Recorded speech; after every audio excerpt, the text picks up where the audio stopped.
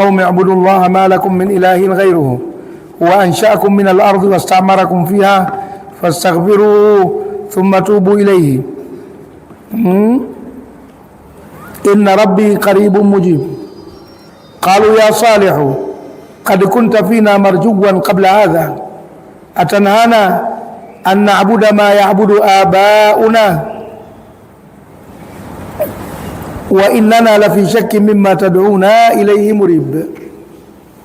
قال يا قوم أرأيتم إن كنت على بينة من ربي وآتاني منه رحمة فمن ينصرني من الله إن عصيته فما تزيدونني غير تخسير. ويا قوم هذه ناقة الله لكم آية فذروها تأكل في أرض الله ولا تمسوها بسوء فيأخذكم عذاب قريب. فعقروها فقال تمتعوا في داركم 3 أيام ذلك وعد غير مكذوب. فلما جاء أمرنا نجينا صالحا والذين آمنوا معه برحمة منا ومن خزي يومئذ إن ربك هو القوي العزيز. وأخذ الذين ظلموا الصيحة فأصبحوا في ديارهم جاثمين كأن لم يغنوا فيها ألا إن ثمود كفروا ربهم ألا بعدا لثمود. ولقد جاءت رسلنا إبراهيم بالبشرى قالوا سلاما قال سلام فما لبث أن جاء بعجل حنيذ فلما رأى أيديهم لا تصل إليه نكرهم وأوجس منهم خيفة قالوا لا تخف إنا أرسلنا إلى قوم لوط وامرأته قائمة فضحكت فبشرناها بإسحاق ومن وراء إسحاق يعقوب.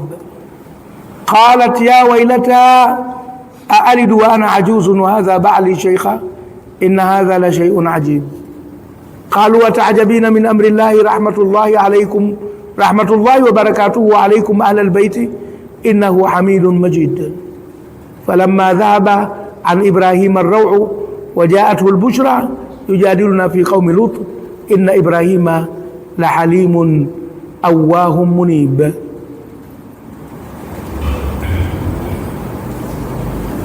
يا إبراهيم أعرض عن هذا إنهم قد جاء أمر ربك وإنهم آتيهم adhabun ghairu mardud. Tuweke alama hapa. Aya ngapi hiyo? Ya 76 au?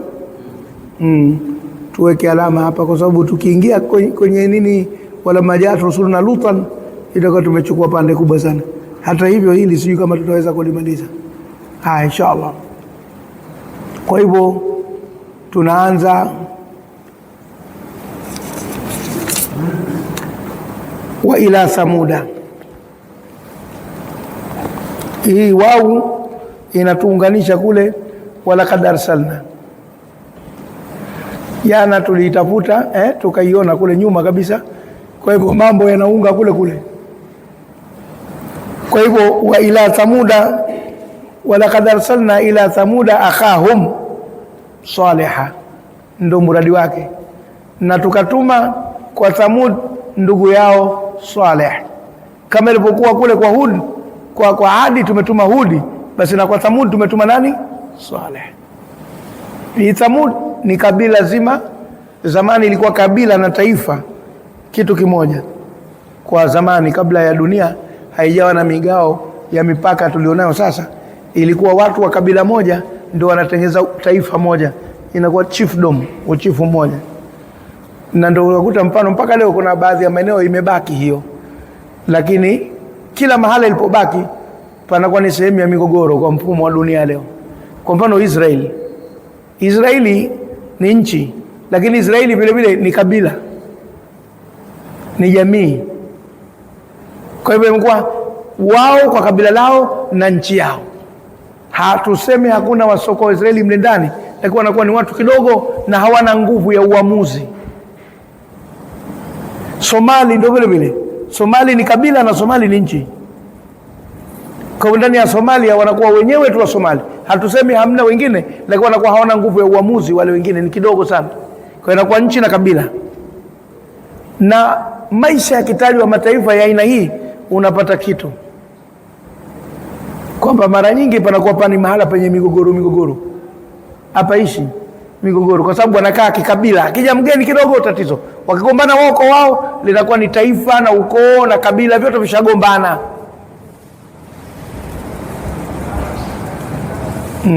Baadaye dunia imebadilika, tumekuwa na mipaka, kwa hivyo imekuwa makabila. Hata Burundi nako vile vile mashaka yake yanakuwa ni hayo. Mara nyingi sana kunakuwa nchi na kabila vinakaa karibu. Kwa hivyo na zama hizo ilikuwa Adi ni ukoo au kabila na Thamudi ni ukoo au kabila, na nchi zao zilikuwa ardhi ya Adi na ardhi ya Thamudi, ambazo kwa sasa zimo ndani ya Yemen. Moja iko kaskazini, moja iko kusini. Tumefahamiana? Zamani ilikuwa ni mataifa ya kikabila. Basi wa ila Thamuda, na tumetuma kwa taifa la Thamudi, akhahum, ndugu yao, yani mtu wa damu yao, mtu wa taifa lile, ukoo ule, jamii ile. Na hili vile vile wanaambiwa Makoreishi kwa upande wa pili kwamba na nyie Maka tumemtuma Muhammad wa jamii yenu, ndugu yenu, mnampingaje? Mnarudia kufanya makosa kama waliofanya Thamudi kumpinga ndugu yao Saleh, na kama waliofanya Adi kumpinga ndugu yao Hudi. Wa ila Thamuda akhahum Saleh qala, akasema ndugu yao huyo Saleh, ya qaumi, enyi watu wangu, ibudullaha, muabuduni Mwenyezi Mungu, malakum min ilahin ghairu, hamna nyinyi muabudiwa mwingine asiyekuwa yeye, hamna. Ndio ile la ilaha illa Allah, na mitume wote wanafanya kazi hiyo ya kusema la ilaha illa Allah. Kinachokuja tofauti ni upande wa rasul. Ndio wakakombeni wale bora mpaka leo wakizika wanakuja na dhikri tangu msikitini mpaka makaburini. Yule mtu wao anasema la ilaha illa Allah, la ilaha illa Allah, la ilaha illa Allah, Adam Rasulullah, na wale wanaitikia. Ikimalizika hapo Idrisa Rasulullah, ikisha hapo inakuja kuingia Nuh Rasulullah, inakwenda mpaka inafika kwa Muhammad. Yani wana ile la ilaha illa Allah inakuwa ile, lakini mtume anafanyaje? Anabadilika.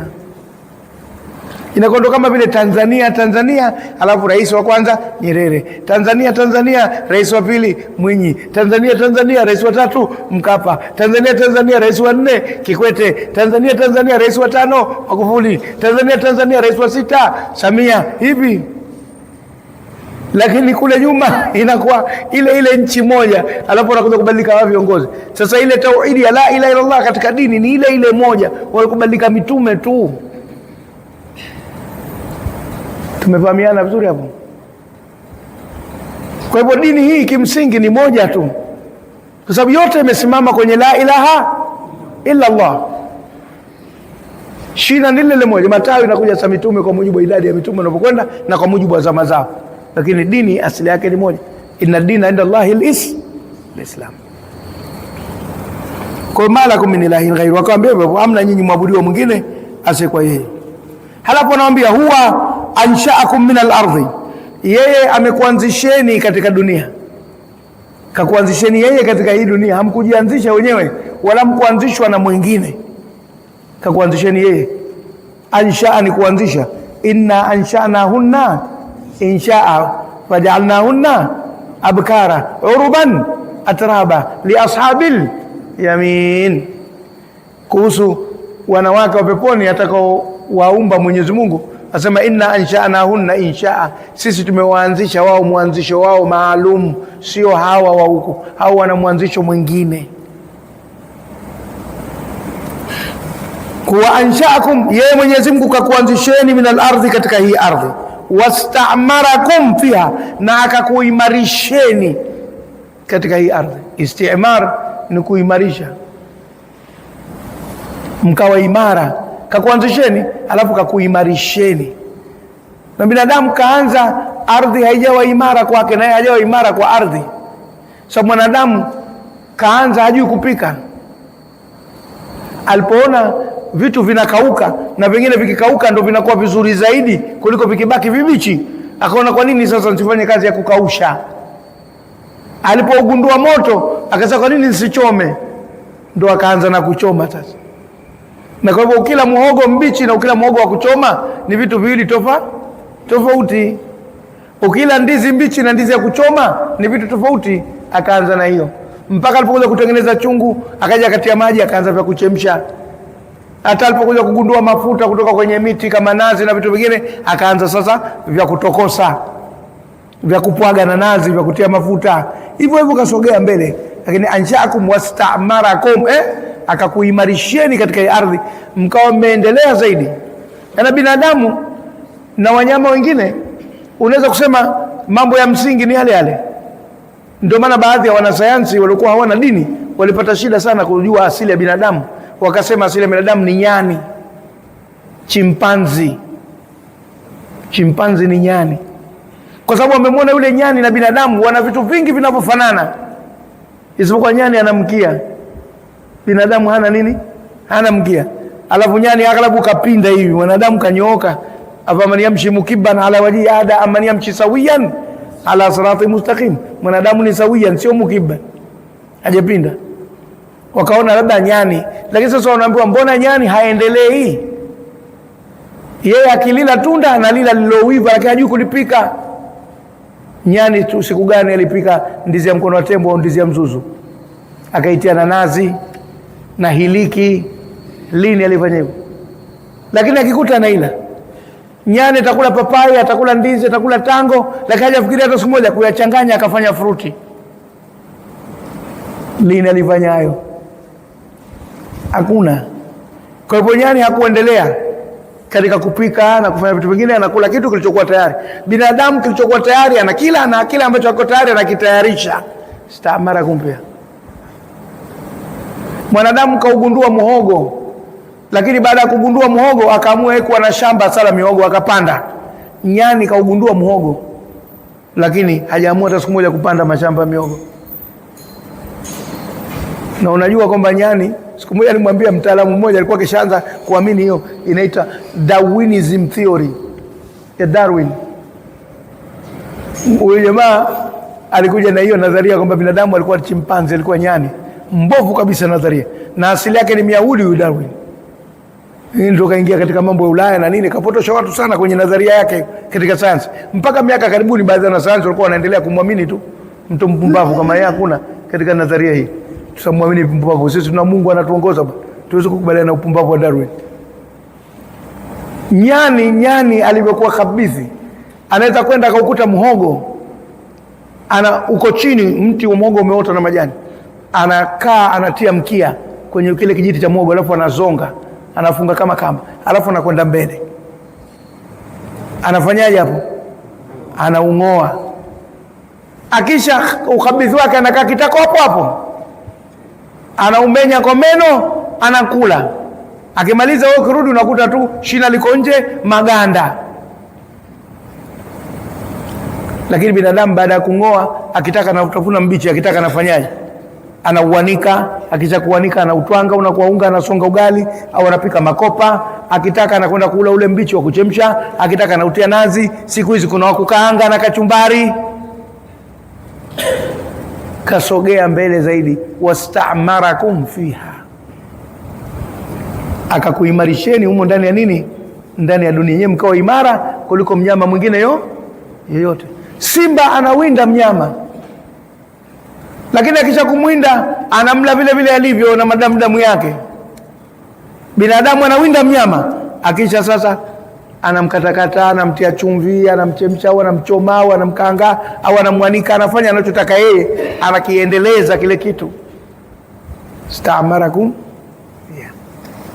Ndege wanakula samaki, wako wanaruka wakala dagaa saladini, wakala samaki wengine. Lakini sasa tukishakuvua samaki hatuliwa bichi, tunawafanyia michakato yao mpaka tunakula. Yote wastamarakum. Tumefahamiana? Mwanadamu akikuta maji machafu anaweka filter au anatia shabu, anayachuja, vumbi linakwenda chini, anapata maji safi. Mnyama akiyakuta anakunywa hivyo kama alivyo. Kama nyinyi kakuimarisheni katika hii dunia. Anshaakum wastamarakum, mambo mawili Mwenyezi Mungu. Kakuanzisheni katika hii dunia na kakuendelezeni, kakupeni maendeleo kakuimarisheni via ndani ya dunia. Kwa hivyo fastaghfiru, muombeni msamaha yeye pale mlipokosea. Hizo neema kubwa akakupeni. Sasa kama mlifanya makosa katika matumizi ya neema hizi, fastaghfiru, muombeni nini? Msamaha. Mmemkosea, neema kubwa akakupeni, kakutofautisheni na wanyama na wadudu na miti na mawe na mchanga na kila kitu, nyinyi mkapata ustaarabu. Kwa hivyo mlipomkosea, fastaghfiruhu, muombeni msamaha. Thumma tubu ilayhi, kisha tubuni kwake. Yani mrudi, mkishaomba msamaha mrudi kwenye mstari tena, isiwe kazi yako kuomba msamaha halafu unafanya kosa lile lile. Tubu. Kutubu manake kuacha sasa lile kosa na kuwa na mwendo safi. Unaomba msamaha halafu unatubu. Isiwe wewe raba kazi yako kufuta halafu unachora tena pale pale ulipofuta, karatasi itatoboka. Ukishafuta tena usifanye lile kosa ulilofanya mwanzo, kisha rudi ni kwake, mfate mstari aliotaka Mwenyezi Mungu katika nini? Katika maisha. Maneno mazito kama haya anawaambia Saleh watu wake alayhi salam. Inna rabbi, hakika Mola wangu, karibun mujibun, yuko karibu na ni mwenye kuitikia. Msifikiri mkitubu na mkarudi kwake yuko mbali na hasikii mnachokisema. Hapana, yuko karibu na anaitikia maombi yenu, atasamehe, atakurekebisheni. Hizo ni sifa za Mwenyezi Mungu, al-Qaribul Mujibu. Kwa hivyo mwe na matumaini kwa upande wa Mwenyezi Mungu kwamba mkimwomba msamaha na kutubu kwake, anasikia, yuko karibu na nyinyi, ataitikia maombi yenu, atakusameheni. Wa idha salaka ibadi anni fa inni ujibu da'wata da'i idha da'ani falyastajibu li waliuminu bi la'allahum yarshudun.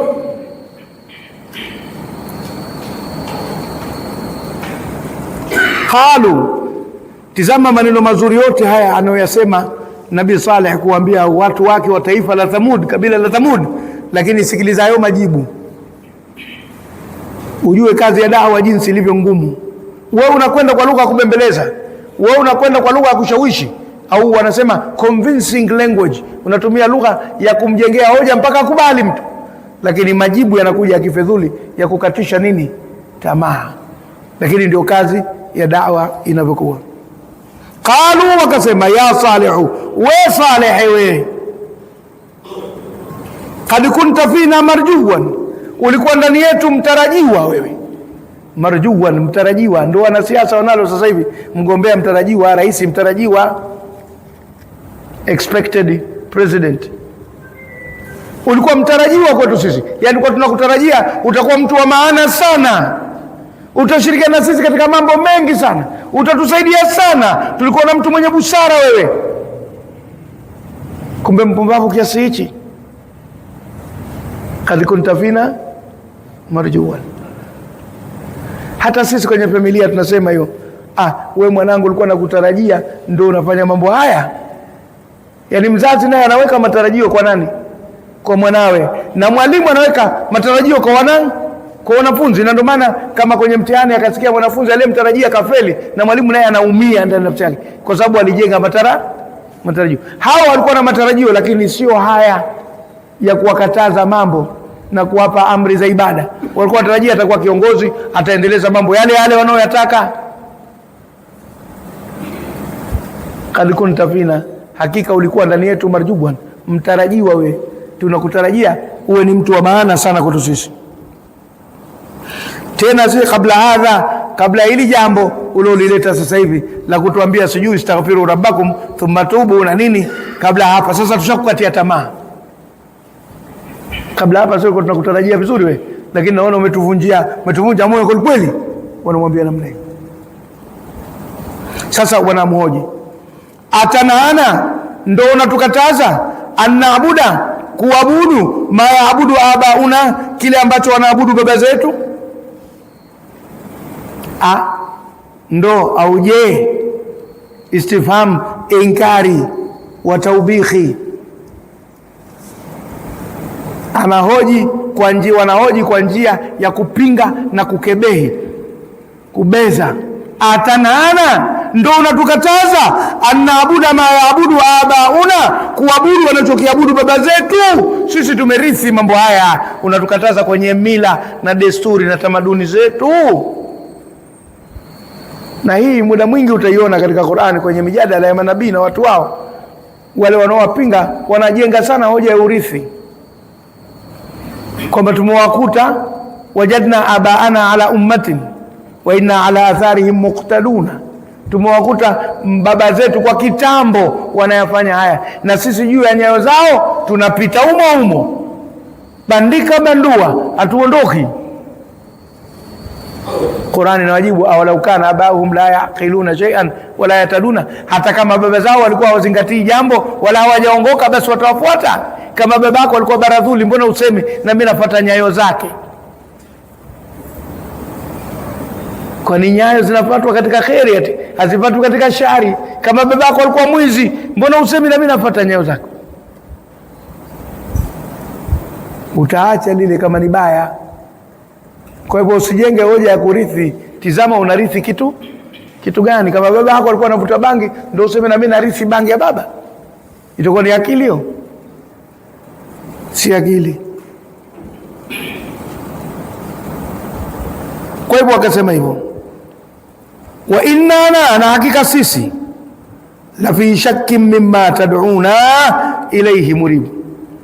Wa innana, na hakika sisi la fi shakkin, kweli tumbo ndani ya shaka, mimma tad'una, dhidi ya yale unaotulingania, ilayhi, kwa mambo hayo, muribun, tatanishi, muribin, shaka tatanishi, raiba manake ni shaka yenye utata. Unatutia shaka, tatanishi, shaka yenye nini? Kututatanisha, hatujui tukufate kwa hoja ipi, unatuchanganya. Ndio muribu, inatokana kule raibu, la raiba fi, shaka tatanishi, inatutatanisha shaka yako, shaka unaotutia sisi hiyo ya kwamba tuache walikuwa wanafuata baba zetu. Kwani walikuwa wapumbavu? Kwani walikuwa wajinga? Wale ndio wanakojitetea.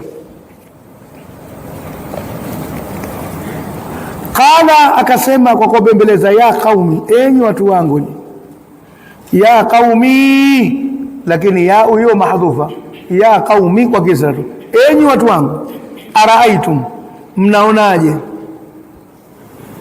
Araaitum, mnaonaje? Yani nini rai yenu? Si kwa macho hapa, rai kwa maana ya mawazo. Maana ya pili ya araaitum, mnaonaje?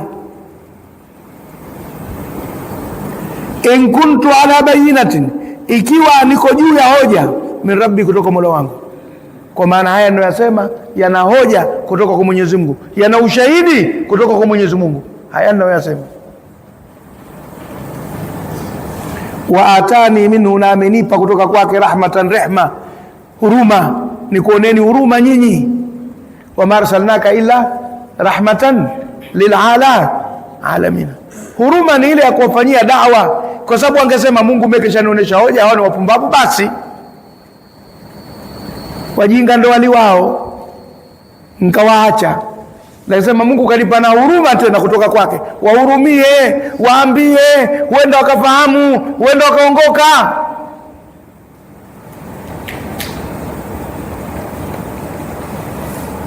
Watani rahmatan minhu, rahmatan, na amenipa kutoka kwake rehma, huruma. Faman yansuruni, basi nani atanitetea mimi, min Allah, dhidi ya Mwenyezi Mungu, ina asaituhu, ikiwa nitamuasi, nitaacha kukwambieni. Maana nikisema basi mimi nawaacha kama walivyo, Mungu akiniambia wewe si nilikupa hoja wewe, halafu si nikakupa na huruma, kwa nini ukuwahurumia wenzako? Kwa hivyo mimi mwenyewe kwanza kukupeni hii kazi, kukupeni haya mawaidha na hii dawa, najiokoa mie kwa Mwenyezi Mungu pia, nsije nikalaumiwa kwamba ulikuwa unayajua na tulikupa huruma hukuifanyia kazi. Na ndio maana Mtume sallam katika ile Hijjatul Wadai, kwenye mkutano ule mkubwa kabisa, asema hal ballaghtu, je nimefikisha? Allahumma shahad, Allahumma shahad, Allahumma shahad. Ewe Allah shuhudia nimewafikishia ujumbe hawa, ili isije tena siku ya Kiyama kwamba ulijua ukanyamaza. Tumefahamiana?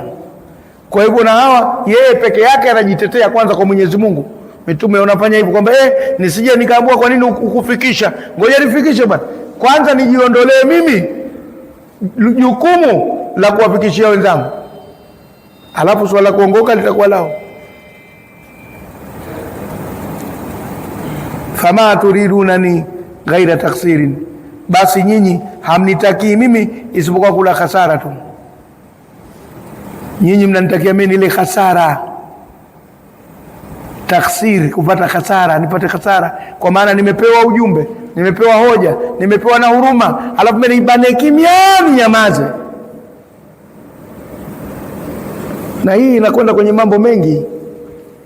Kuna mtu amepata elimu ya matibabu, anajua kutibu au kusaidia wagonjwa, lakini akabana kimya, akasema wache wafe, wewe niwasaidie kwa sababu gani? Siku ya Kiyama huyu ataingia katika madhalimu, kwa sababu Mungu kampa neema alafu kafanyaje? Kaizuia. Wengine ana elimu asema fani hii sitoi, nitakufa nayo, wote wabaki wajinga, mwerevu niwe peke yangu kwa fani hii. Kabania elimu. Na wako waliofanya hivyo, wamebania elimu mpaka wamekufa nazo, sitoi. Aje mwingine asifiwe baada yangu mimi, nisifiwe mimi tu kwa elimu hii. Anataka sifa. Siku ya Kiyama atakuja kuulizwa zote neema hizo ulizopewa wewe, kwa nini ukuzitumia kuwasaidia wenzako? Kwa hivyo na mimi naogopa amniongezee isipokuwa kula khasara tu, nitapata khasara. Kwa hivyo kwanza nayasema haya kujiondoa mie kwenye dhima. Umeona dawa, kazi ya dawa ngumu kweli kweli. Kwanza ujiondoe wewe kwenye dhima, kwa kile jambo unalijua uwaambie watu. Wa ya kaumi, anaendelea kubembeleza, na enyi watu wangu, hadhihi naqatullahi, huyu ni ngamia wa Mungu, tena ni ngamia jike. Naka anakuwa ngamia jike, jamal ndo ngamia dume, naka aghlabu ni ngamia jike. Hadhihi naqatullahi ndio ngamia jike inapotumika. Huyu ni ngamia wa Mwenyezi Mungu. Na wanajua wafugaji kwamba mfugo ukiwa jike ndo unaweza kuendeleza, dume aliendelezi. Ukimpa mtu zawadi ya jogoo maana yake umempa kiteweo, lakini ukimpa mtu zawadi ya koo maana yake umempa mfugo. Ndio maana wale wanyama ambao hatupendi kuwafuga sana, unaohitaji kidogo utaki ya kuzalie, unapenda dume, kama vile paka. Watu wengi wanapenda paka, nyumbani kwake wana paka dume, sio paka jike, kwa sababu anajua atakwenda kugonga huko, haleti watoto. Lakini paka jike atakuzalia ukoo hapa, itakuwa kazi. Au kanya yule kakojoa. Na yule ambaye anataka mbwa kwa ajili tu ya matumizi ya nyumbani tu anapenda dume, lakini anataka mbwa kwa ajili labda shamba, mifugo, anataka jike, kwa sababu atapata wengi wa kumsaidia. Kwa kila mmoja na madhumuni yake katika mfugo.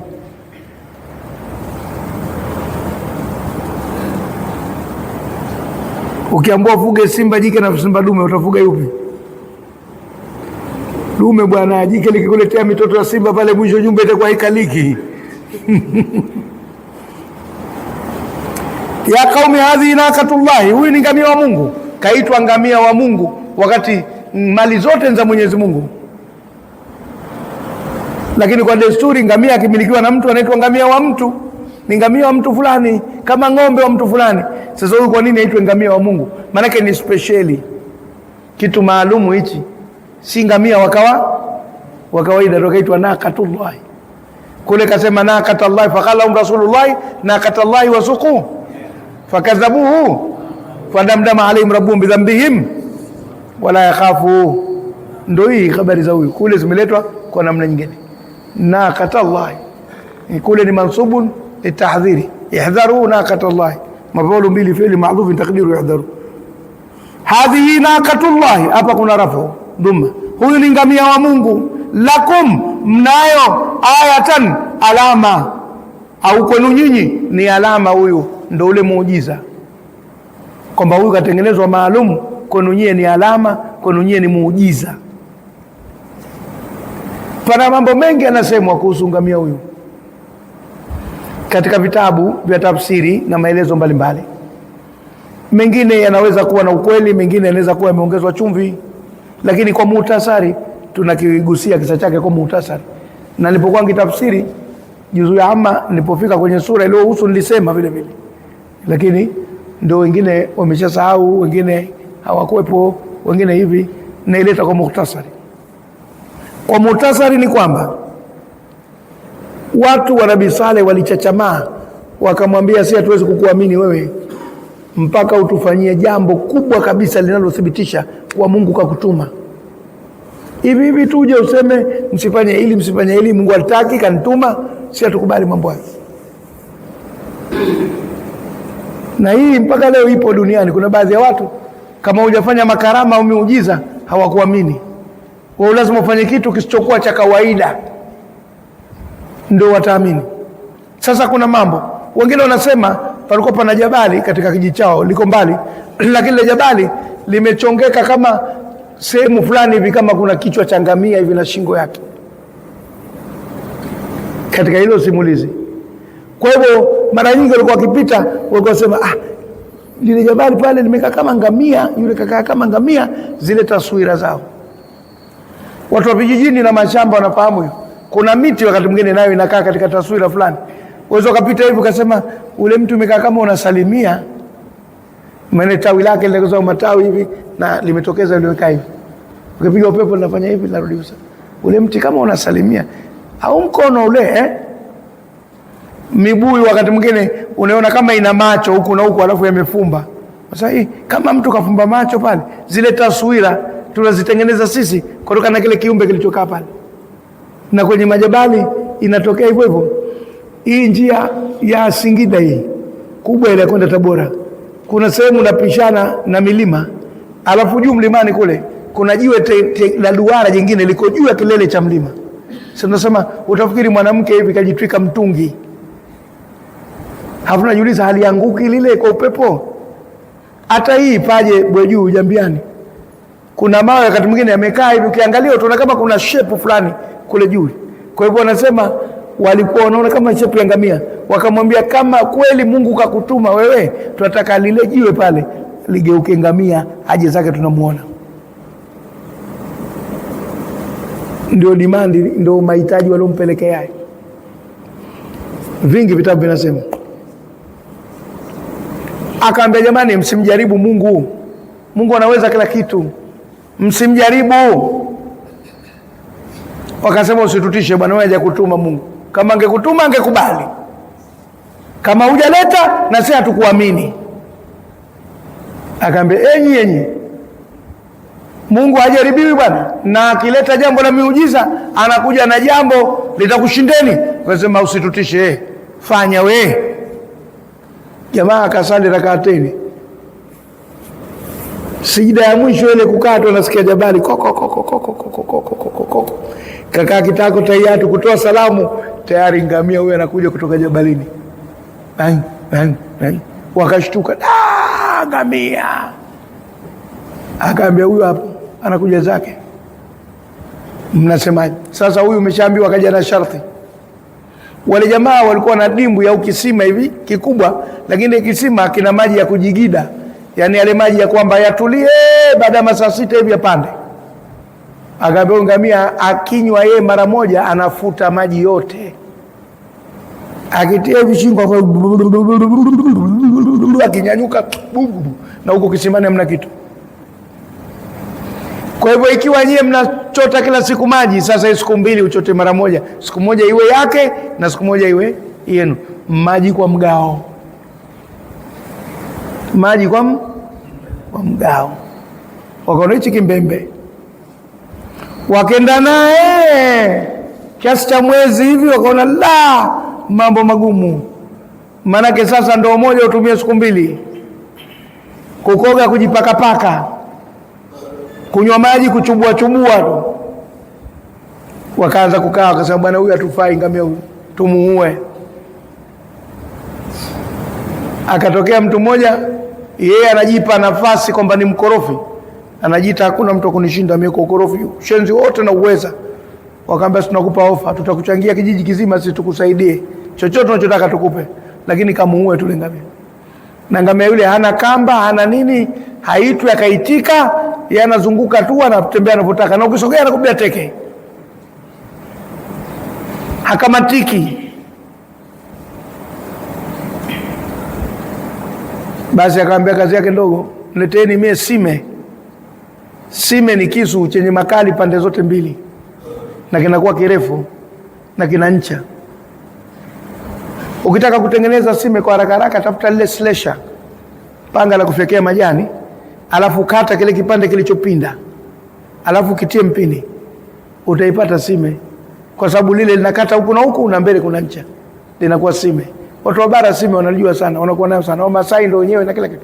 Ni namna kama ya panga hivi, lakini nakata huku na wakampa sime safi. Akasema sasa mfanyieni zogo ngamia mkimwona. Wakamfanyia zogo, na ngamia akifanywa zogo anakwenda mbio vile anakimbia. Akawa naye anakwenda naye mbio, anakwenda naye mbio mpaka alipofika naye sambamba, akamtia sime kwenye tumbo, akazungusha hivi, akatoa. Ikawa kama vile katoboa tikiti. Unajua tikiti linapotobolewa vile, chap nazungushwa, kinatoka kipande. Kutoka kipande tundu le wazi, madamu yanamwagika. Ile ndio inaitwa aqr, akamtumbua. Kilichotokea hapo sikwambii. Faaqaruha, akasema hadhi naqatullah, huyu ngamia Mwenyezi Mungu, lakum ayatan, kwenu nyie ni muujiza. Fadharuha, basi mwacheni, taakul fi ardhi llahi, ale katika ardhi ya Mwenyezi Mungu, awe kama ngamia koko, hana mwenyewe, anazunguka tu kwenye mji wao, anachokuta anakula. Basi mwacheni. Na maji ndio hayo. Kule kwingine kasema laha shirbun walakum shirbu yaumin maalum, yeye atakuwa na mgao wake wa kunywa na nyie mtakuwa na mgao wenu wa kunywa katika siku maalum. Mwacheni, anakula katika ardhi ya Mwenyezi Mungu. Wala tamassuha bisuin, wala msimguse kwa ubaya huyu, msimpige jiwe wala msimpige mshare wala mkuki wala panga wala kisu, wala msimrushie taka, msimfanye chochote kibaya. Wala tamassuha bisuin, wala msimguse kwa ubaya. Mwacheni. Mmeyataka wenyewe, kinyago cha mpapure kinawabana wenyewe. Sasa hivi mmekichonga wenyewe, kinawabana wenyewe. Kwa hivyo msimguse kwa ubaya. Kwa nini? Fayakhudhakum adhabun qaribun, itakuchukueni adhabu ya karibuni, ya haraka haraka. Mungu hatokupeni tena muda, mkimfanyia ubaya na yeye analeta kitu, si mmeshindana naye? Ndio yale mambo ya zamani. Unamwambia mtu, wewe una pesa bwana, unayo pesa mfukoni, shilingi 5000 zinaweza kutimia humo? Lofa tu, wewe una chochote? Sema kama ninazo nikufanye nini? Nipige konzi. Anavuta pocha, anakuhesabia pale 5000, unaweka kichwa, anakuachia koto. Kule kwetu unaitwa koto, nyumbani kule Pemba wanaita koto. Wewe utajikuna siku 7. Kila ukikumbuka, koto inipata, unaitaka mwenyewe. Si kwa sababu umetaka kupekua pochi la mtu. Sasa Mwenyezi Mungu unataka umpekue, aoneshe uwezo wake. Na wewe kakupa mtihani katika hii dunia, kakupa mamlaka uishi kwa kanuni, aje akulipe pepo, na ukifanya uharibifu akulipe moto. Sasa unataka umpekue uwezo wake? Koto na kuachia kitu si cha kawaida. Kwa hivyo fayakhudhakum adhabun qarib, itakushikeni adhabu ya karibuni, wala haitochelewa. Mmeyataka wenyewe, wacheni, mwacheni aishi mpaka hapo Mungu atakapomchukua. Awe ngamia koko, hana mwenyewe, anakula anavyotaka, anakunywa anavyo. Na wao jamaa wale walikuwa dimbwi lao na maji moja tu, ndo hilo. Akipiga siku moja jamaa yule, siku ile yote hawana maji. Inabidi wasubiri siku ya pili, na siku ya pili kila mtu akishapata achote, na kwa ajili ya kesho kabisa reserve. faaqaruha, wakamtumbua. Aqr ni kutumbua, faaqaruha, wakamtumbua. Kutumbua manake ni kukitoboa kitu kilichoviringa, kilichofunika mithili ya duara hivi, alafu ndani yake kuna hewa au maji, ndio kutumbua. Kama unavyolitumbua jipu, wakamtumbua, ndio akri. Na hii akri inaruhusiwa katika sheria ikiwa mnyama ni mkorofi, hakamatiki, inaruhusiwa. Na inapendelewa zaidi kwenye shingo au sehemu ya juu ya kifua hapa, au kwenye shingo. Ikishindikana tena hata kwenye tumbo, lakini akiwa mkorofi. Wako wazee wengine wa zamani walikuwa wanawinda mnyama pori halafu wanamtumbua, au kiboko. Jamaa zako wa Sandawi wale wadani, anakwenda mbio, anamfukuza mnyama na sime yake, na akifika ule mnyama anamrukia yeye, anamtumbua. Ngumu, si mchezo, maana mnyama wa porini unamjua anapokuwa. Lakini ng'ombe anaweza kufanywa hivyo. Kwa mfano, siku moja ilitokea hapa Zanzibar, watu wakati wanachinja ng'ombe walishamwangusha chini, wamemfunga kamba, kumbe zile kamba hawajazikaza vizuri. Yani kile kitanzi cha kamba wamekifanya kama tai. Unajua tai inaletwa hapo, hakazi mtu sana, vitamkabaro anaweka jepesi, akitia kidole tu fia hivi inafunguka. Au kama nyuzi za viatu, wengine watabia kukaza, wengine kidogo wakailegeza hivi. Sasa wamemlaza kisu, kishapita hapa kuchana hii ngozi, yeye anapapatua zikafunguka zile. Rusha maguu na mateke kila mmoja mbali. Tena bwana, wanyama walipokuwa kama wanajua, mateke yao huwa yanapiga sehemu za kusini mwa mwili huku, hawapigi juu huko kwenda kutumbua madubwana na wao. Mara unazitapika zile, zinakuja zote mbili juu, zinatoka kwa mdomo. Wakamwacha mbio, kaingia porini, anachuruzika madamu hapa, lakini hajachinjika, akafanya donda tu huko porini alikoingia. Akimkuta mtu yoyote anasema ndo wale unataka kunimaliza, tandika pembe. Anayemkuta tandika pembe, mkubwa mdogo, ana hasira na kila binadamu. Wakauliza, huyu sasa afanyweje? Ikaingia porini, sema huyu sasa anawindwa. Kuna kanuni ya kifiki inasema idha nadda sida, atakapotoroka atawindwa. Kwa hivyo anageuka kama mnyama pori. Sasa huyu inaruhusiwa kumpiga risasi, inaruhusiwa kumpiga mshare, inaruhusiwa kumpiga mkuki, inaruhusiwa kumfukuza na ile sime, alafu kenda ukamtumbua, itajuzu kumfanyia akri, na inakuwa ni halala mtaiba kumla kama mnyama wa porini vile anapowindwa. Tumefahamiana? Basi hao wakamuinda, wakamtumbua, faaqaruha. Na kule kasema idhimbaadha ashqaha, alipojitokeza muovu wao, mnyambi mkorofi kama yeye hakuna, ndio lokwenda kalifanya hili. Inataka mtu mnyambi mkorofi kwa kweli kwenda kufanya hili. Akasema nataka kuondoa udhia miewe, akaenda kamuua. Faqala, akasema tamattau fi darikum 3 ayamin. Yule nabii Saleh akawaambia, stareheni katika mji wenu kwa siku 3 tu. Madhali mshafanya kosa la kumtumbua huyo, nyinyi mna siku 3 tu za kutubu na kushauri zenu. Kama walikuwa wanatamba wanajiona kwamba sisi tumefanikiwa, basi akamwambia kama mnatamba stareheni, lakini nakupeni siku hizi 3, masaa 72, 72 hours, ndio siku 3. Masaa 24 siku moja, 24 mara 3, 20 mara 3 60, 4 mara 3 12, 60 ukiingiza 12 72, masaa 72 nakupeni. Just only 72 hours. I give you just only 72 hours. Nakupeni masaa 72, tumtakiona nye. Shenzi. Muujiza muutake nyinyi. Mungu mnataka kumsachi pochi yake. Halafu wakati huo tena mkishaletea muone kero. Atakuacheni vipi Mwenyezi Mungu? Nakupeni siku 3.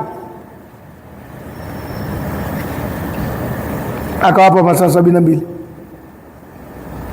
dhalika wa'dun ghairu makdhubin, na hii hali sio yenye kukadhibishwa ya siku 3, nakwambieni si ya uongo, hazizidi siku 3 mtakiona. Ndio ile fadamdama alaihim rabbuhum bidhanbihim, akadidimiza Mwenyezi Mungu juu yao. Damdama, idimiza. Kiarabu na Kiswahili vimekwenda karibu. Damdama. Wagogo wanasema idodomia. Idodomia manake imedidimia, na wanatuambia ndo asili ya ule mji wa Dodoma. Tembo alikwenda pale akaingia penye dimbwi moja kubwa, anakunywa maji, akadidimia, akaganda mle, atoki mpaka akazama. Wakasema idodomia, ndio likapatikana neno Dodoma kutokana na hiyo idodomia kwenye lugha za Kibantu. Fadamdama, akadidimia kule manake Mwenyezi Mungu akawadidimiza wale, wakadidimia wote, wakaenda zao chini kwenye ardhi, kwenye sura tu. Basi ndo anasema falamma jaa amruna, basi ilipokuja amri yetu. Na utaona kwenye manabii wote katika kuangamiza Mwenyezi Mungu falamma jaa amruna, basi ilipokuja amri yetu ile ya kuangamiza. Sasa najaina salihan, tulimuokoa nani? Kama kule tulipokuwa Nuhu tulimuokoa kwenye jahazi, na Hudi naye tukamuokoa, basi na Saleh naye tunafanyaje? Tunamuokoa kwa watu wa Thamud. Kwa hivyo kaumu Nuhu kaokolewa, Adi naye Hudi akaokolewa, na Thamud naye Saleh akafanyaje? Akaokolewa. Na hii inaonyesha wazi kwamba ukikaa upande wa Mungu, yanapokuja maangamizi unakuwa upande wa salama zaidi. Tukamuokoa Saleh, najaina salihan, tukamuokoa Saleh. Walladhina amanu mahu, na wale walioamini pamoja na yeye nao tukawaokoa, kama ilivyokuwa Nuhu pale aliokoka na wale waliomfuata kwenye jahazi. Kwa hivyo inaonyesha wazi kwamba imani inaokoa kwa yule kiongozi na wale watakaomfuata wakishakuwa na imani thabiti. Kasema walladhina amanu mahu, na wale walioamini pamoja naye.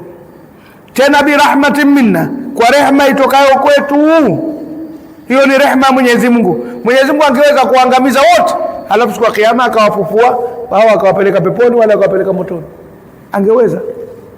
Lakini kwa rehema zake akawaokoa hawa wema, wakaangamia wale wabaya tu.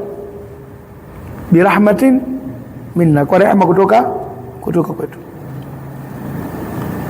Wa min khizyi yaumiidhin, na kutokana na fedheha ya siku ile. Khizyi ni fedheha, aibu. Innal khizya alyawma wasua ala alladhina, fedheha, kufedheheka. Kufedheheka maana nini? Ni jambo ambalo wewe ulikuwa unalikataa, unaliona sio chochote, halafu linakuja linatokea kama vile ulivyolikataa, linakuja kutokea. Unafedheheka, unaaibika, ndio khizi. Si zamani Kiswahili cha Unguja, hasa mjini kule, wazee wanaweza kumwambia wewe mwana wa khizaya wewe. Ukiambiwa mwana wa khizaya, manake mtu wa kufedheheka, ndio mwana wa khizaya. Kiswahili cha Kiarabu hicho sasa hivi kinakufa. Kiswahili chetu sisi tuna mambo poa, minya kandamiza na hivi freshi, bomba yamebadilika maneno.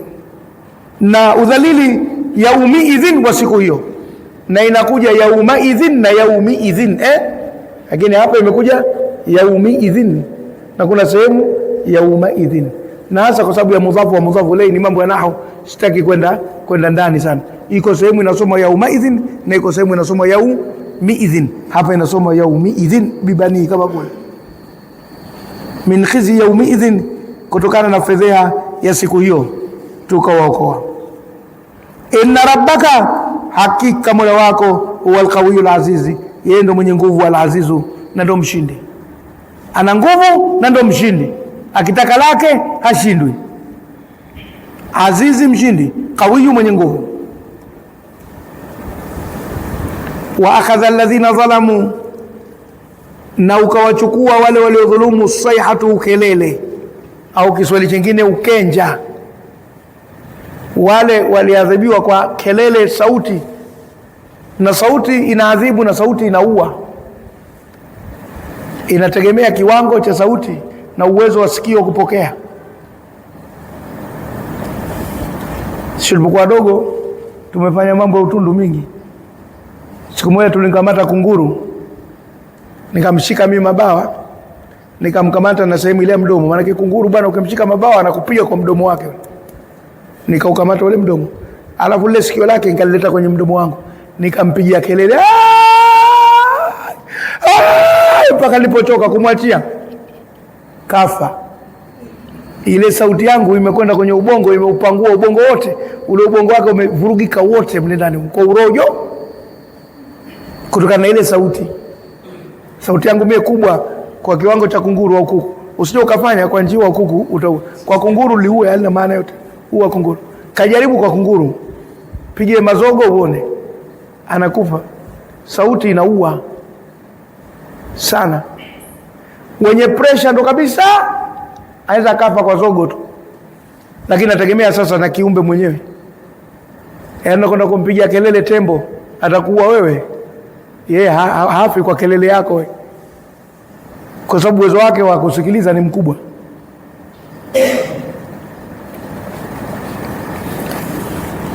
Basi ukawachukua ukelele au ukenja, sauti kubwa. Fa asbahu, wakapambazuka, fi diyarihim, katika miji yao. Hapa fi diyarihim, kule fi darihim, hapa fi diyarihim, katika majumba yao au katika miji yao. Dari inakuwa nyumba au mji, na diyari inakuwa majumba au miji. Fi diyarihim, katika majumba yao au miji yao. Jathimin, chali. Jathimin, wamelala chali. Chali, kifo cha mende kile. Kulala chali manake mgongo na kisogo viko hivi, alafu uko hivi, ndio chali. Jathama, chali. Na wako walio tafsiri jathimina wamepinda magoti, lakini mimi naitafsiri chali. Kiswahili hicho chali na kinapotea potea hicho. Kobe kalala chali ni methali ya Kiswahili. Kobe kalala chali manake ni mtu aliyeshindwa, kwa sababu kobe alivyo na mgongo wake ule, akibiruka kalala chali, hanyanyuki. Hana uwezo wa kunyanyuka kabisa, anachezesha miguu tu, kalala chali mpaka akageuzwe na mikobe mizito kweli. Sasa wakisema Waswahili kobe kalala chali, manake mtu kashindwa vibaya. Kama ni uchaguzi, kobe kalala chali manake hanyanyuki. Na mende naye vile vile akishageuka vile utamwona anafanya hivi mpaka kipatikane cha kumgeuza upepo umsukume, ndo hawezi kutoka pale alipo. Na kasa ndo hivyo hivyo, hanyanyuki. Kwa hivyo chali kibwago cha kweli, jathimina. Mimi natafsiri hivyo, ukaenda kwa mwingine atakwambia wamepiga magoti, wameanguka, lakini mimi nasema chali. Tumevamiana. Hizi tafsiri ukipenda chukua, ukipenda niachie mwenyewe, katafute yako uiweke, lakini neno jathimina litabaki vile vile katika Qur'an. Kaan lam yakhnau fiha, kama kwamba hawakutamba ndani ya miji hiyo. Kaan lam yakhnau, kama vile hawakutamba ndani ya hiyo miji, yani hawakuweza kwenda huku na kule wala kufanya hili na lile. Utafikiri hivyo jinsi walivyokufa, kama kwamba hawakuweza kutamba, hawajawahi kutamba ndani ya miji ile hata siku moja. Utafikiri watu wamekufa pahala pambali, halafu wameletwa, wametupwa tu pale, vile utakavyowaona. Sasa Mwenyezi Mungu anasema ka allam yaghnau, kama vile hawakutamba humo, yani hawakutumia uwezo wao wa kuondoka kwenda hapa na pale wala kufanya hili na lile. Utadhani watu walikufa mahala pengine wakaletwa wakawekwa tu pale, jinsi vile walivyokufa, kwa sababu wamekufa kwa sauti. Sasa kufa kwa sauti, kila mmoja imemkuta pale alipo, na hakuna mtu aliyefanya harakati ya kwenda mahala pengine kwa sababu ya ile sauti, kwa sababu hajui sauti inatokea wapi, unaikimbia vipi. Kwa kila mtu kafia hapo hapo alipo. Ni kama radi. Radi inaua watu, na ikimpiga radi mtu hawezi kukimbia, hajui inatoka wapi wala inakwenda wapi, anabaki hapo hapo, anaganda tu, na anaweza kugeuka makaa. Sasa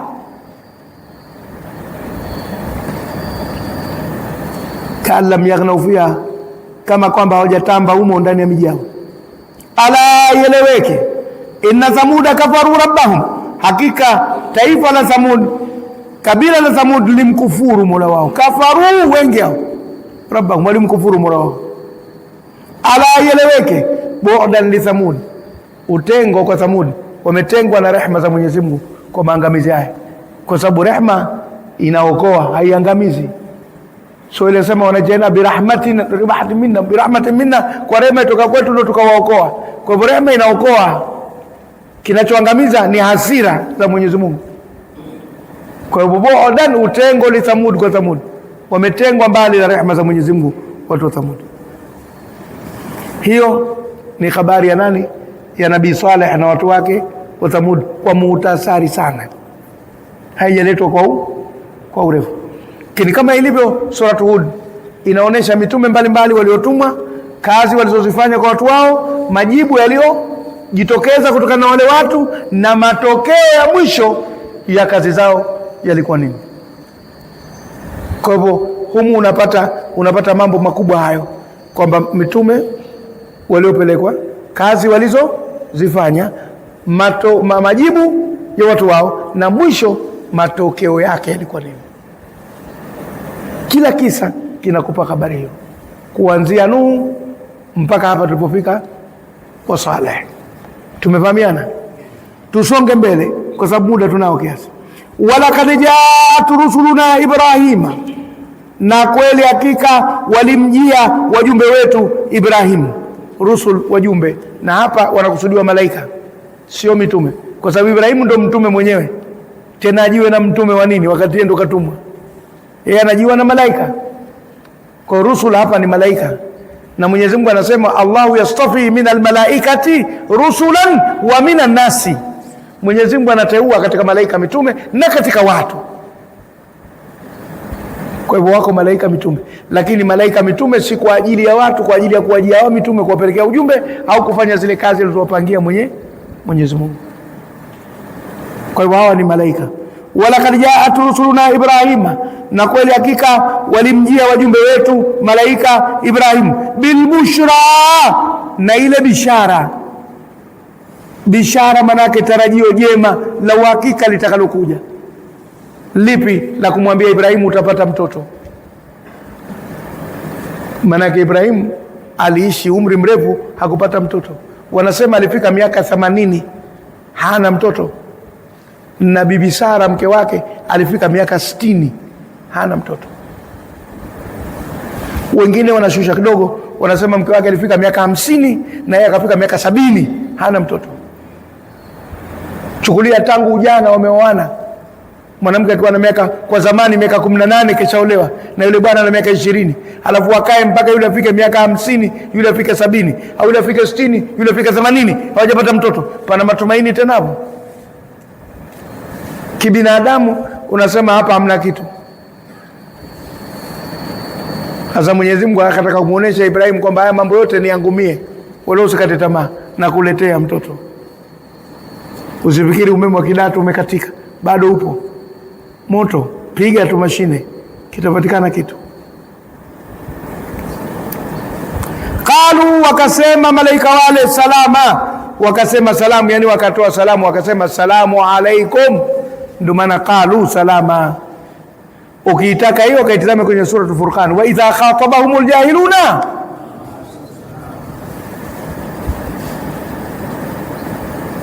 qala salamun, na yeye akasema hivyo salamu, yani wale mwambia salamu alaikum, akasema wa alaikumus salam.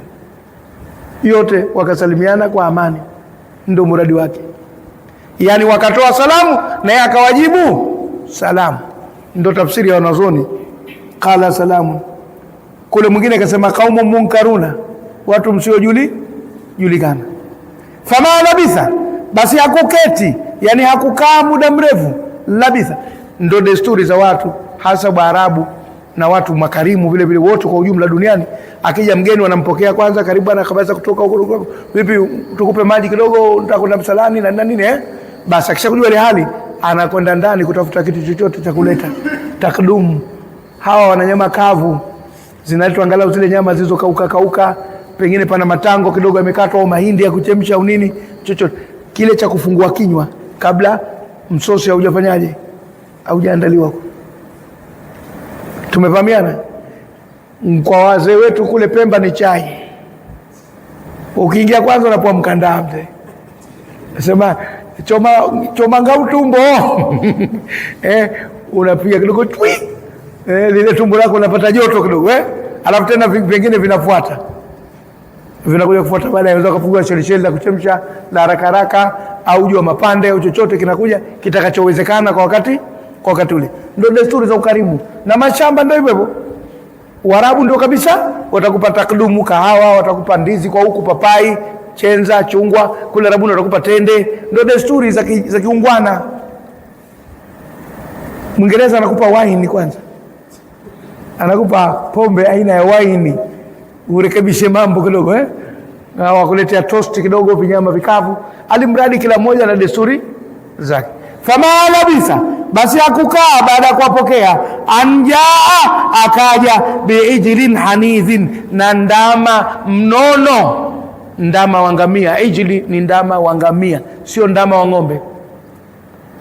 Yani ngamia akiwa bado halijazeeka nyama yake inakuwa nzuri, inakuwa mnofu kuliko ile ngamia lisha kubuhu, nyama yake inakuwa ngumu. Akaja na ndama mnono wa ngamia, kesha mpika. Kama mnakumbuka kule Nabii Musa, ittakhadhul ijla, walitengeneza ndama wakamwabudu. Samiri ndio aliochongea yule ndama. Fatakhadha lahum ijlan jasadan lahu khuwarun, yule ni ndama wa ngamia, sio ndama wa ng'ombe. Kwa desturi ya lugha ya Kiarabu ikisema ijil wako uliopita wa ng'ombe, lakini kwa tafsiri ijili ni wa ngamia. Kwa hivyo akaja na ndama wa ngamia hanidhin, mnono, yani nyama laini, kwa sababu nyama yake inakuwa laini, halafu na mafuta kidogo, raha. Yeye anajua, akajiwa na wajumbe, hajajua kama hawa ni malaika. Yeye kadhani ni watu. Na hii inaonyesha wazi kwa malaika wakimjia mtume wanakuja katika sura za watu, tena wanaume, sio wanawake.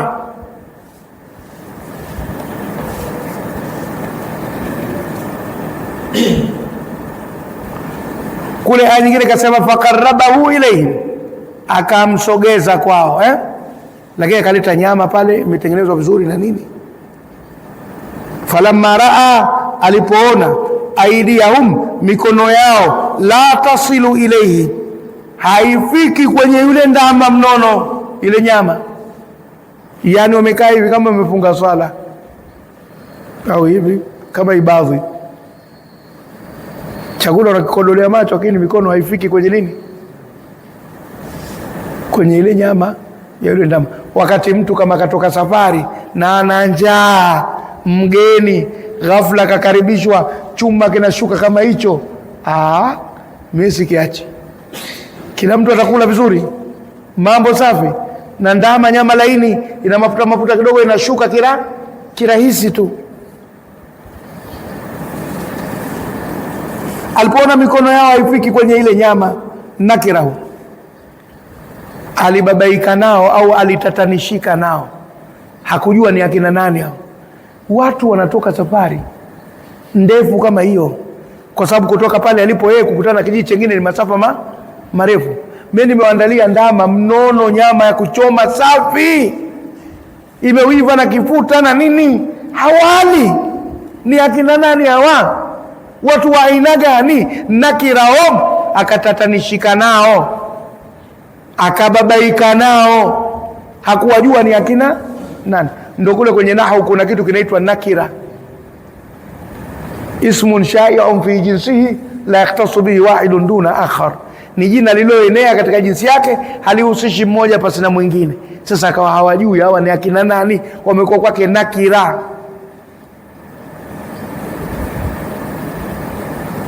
Tumevamiana, wakamtatanisha, si maarifa, wamekuwa nakira, hawajui ni akina na watu wa aina gani hawa. Nakirahum, akatanishika nao. Wa aujasa, na akaguswa, minhum, kutokana na wao, khifatan, na hofu, akapata mchecheto kidogo. Kuna jambo kubwa basi. Ikiwa wageni hawa hawataki kula, ni akina nani hawa, wametoka safari ya mbali, lazima kuna jambo kubwa. Fa aujasa, wa aujasa, ikamgusa katika nafsi yake, fi nafsi khifatan, khofu, akapata kidogo wasiwasi. Kuna nini? Lazima kuna tatizo. Qalu, wakasema, wamegundua, kapata wasiwasi. La takhaf, usiogope bwana, acha habari za kuogopa, sisi hatuli na nini na nini, usituogope.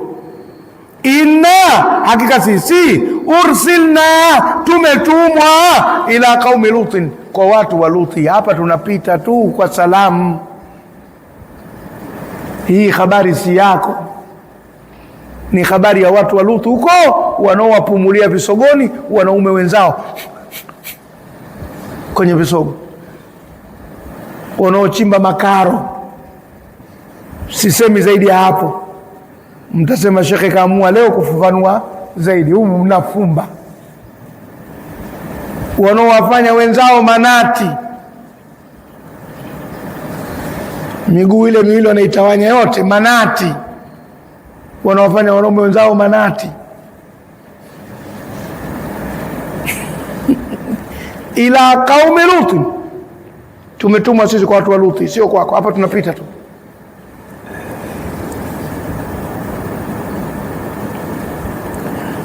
Wa mraatuhu qaimatun, na mke wake Ibrahim alikuwa kasimama wima,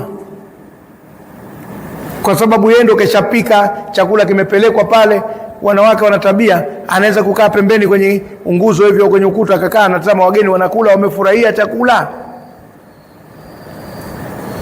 Akiona mtu katia nyama alafu kafunga uso, anajua nimekosea kupika. Lakini ana mtu anachukua jingine, sasa chakula umekipenda, huyo anarudi zake. Bibi Sara huyo, wa mraatuhu qaimatun, na mke wake kasimama. Fadhahikat, akacheka pale alipoambiwa, aliposikia anasema tumetumwa kwa watu wa Luthi, akajua leo kimbembe, kwa sababu kule anajua kuna mashaka.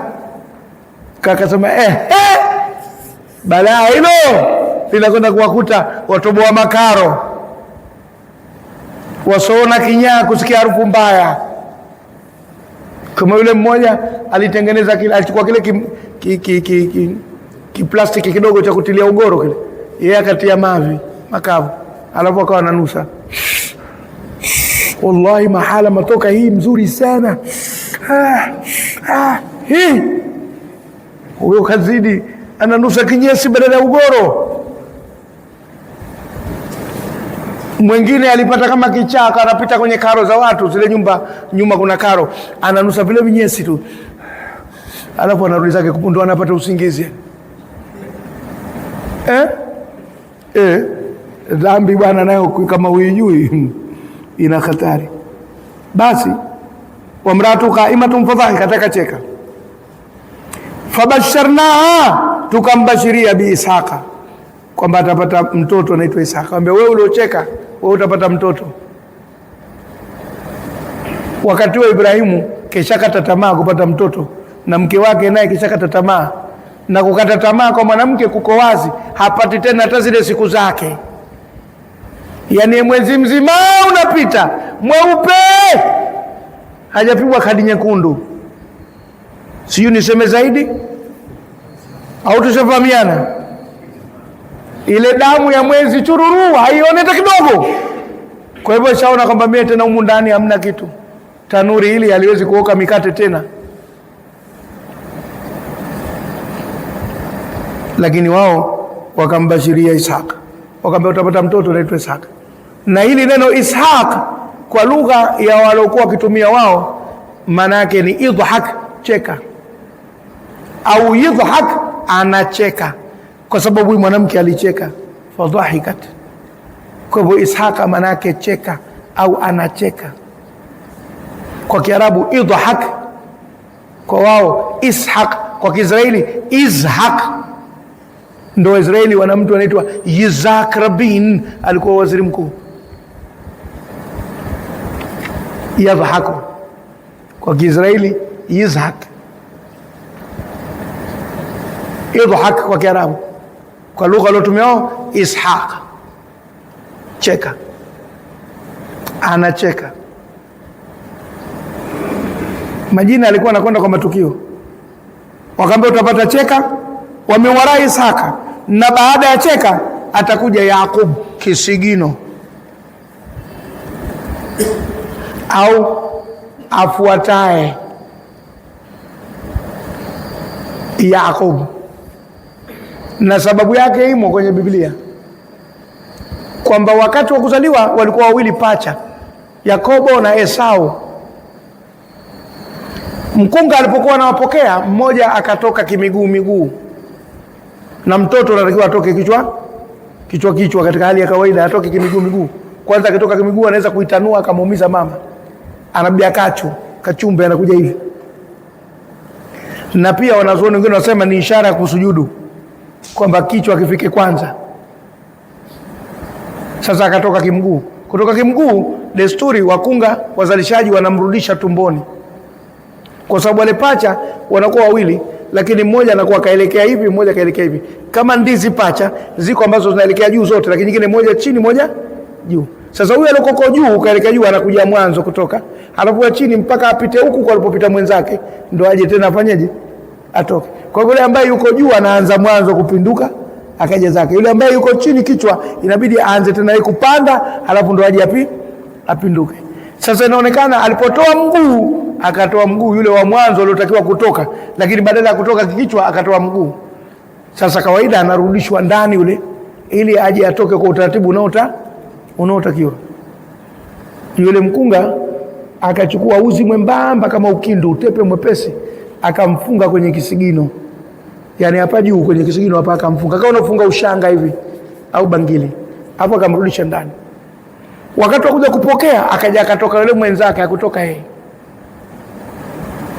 ikawa yule katoka mwanzo lakini umetoka mguu akijatoka kichwa. Aliporudishwa ndani akatoka yule ambaye alikuwa hajatoka, na akatoka mwekundu, ana yale manyoya mekundu sana. Alipopewa taarifa baba yao akasema huyu ataitwa Esau, huyu mwekundu. Esau kwa Kisraeli manake mwekundu au chekundu.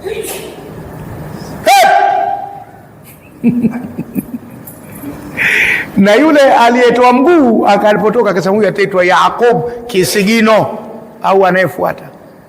Ndio waman yanqalib ala aqibaihi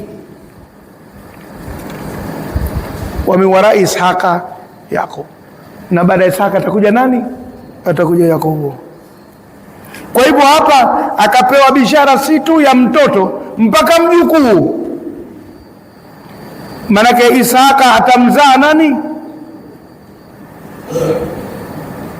Na wengine wanasema Ibrahimu hili hakulifahamu, alifikiri Yakubu atakuwa mwanawe, kumbe Yakubu atakuwa mjukuu wake. Na Yakubu akamzaa Yusuf.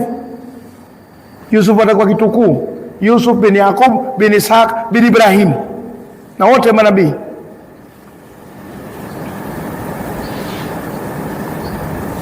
Qalat, akasema yule mwanamke, ya wailata, sikitiko langu mimi, balaa gani hili? Aalidu, ntazaa, wa ana ajuzun, na mie ni kikongwe, nchachoka, hata damu haipo tena. Shida kubwa. Aalidu, je nazaa wa ana ajuzun, na mie ni kikongwe? Ndio ile ajuz. Ajuz kwa Kiarabu fasaha ni sifa ya mwanamke, si sifa ya mwanamme.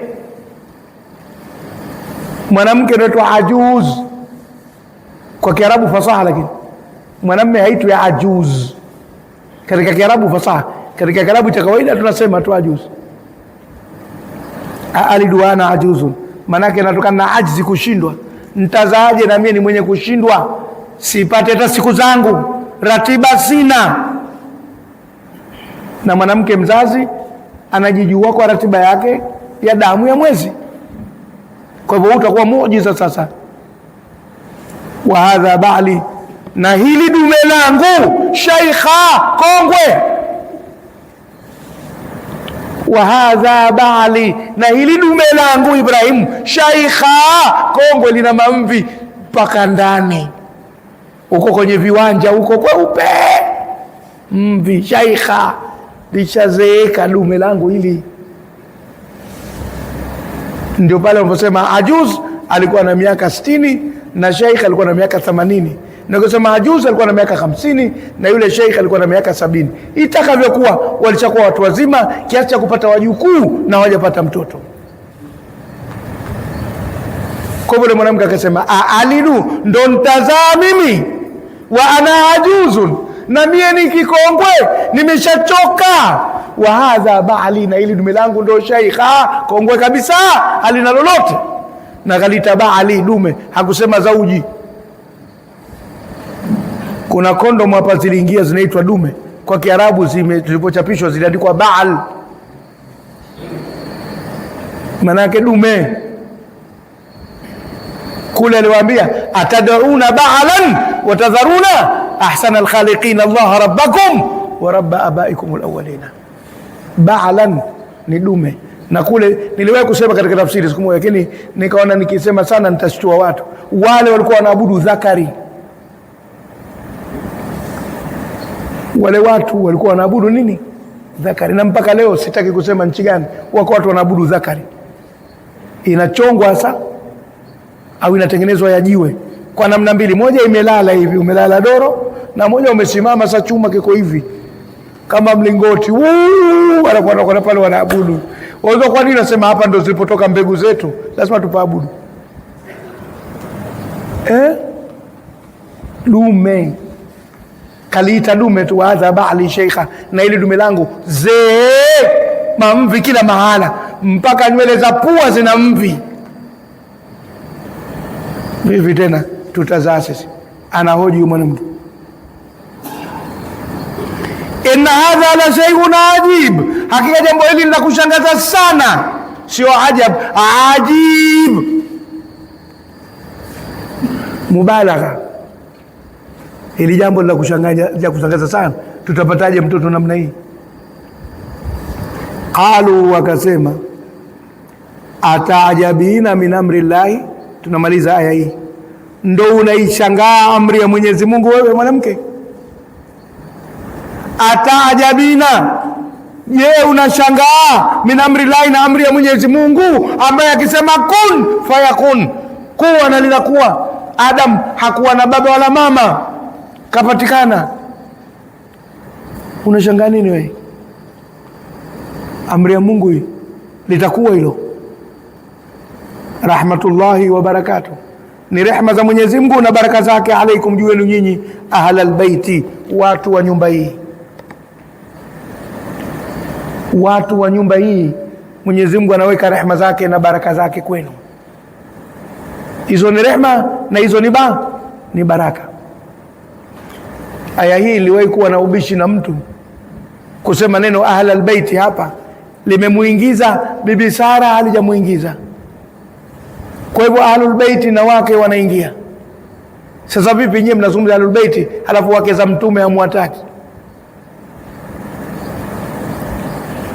Nikamchokoza kidogo, tulivutana hapo, alitoka mafua kwa kesi chake.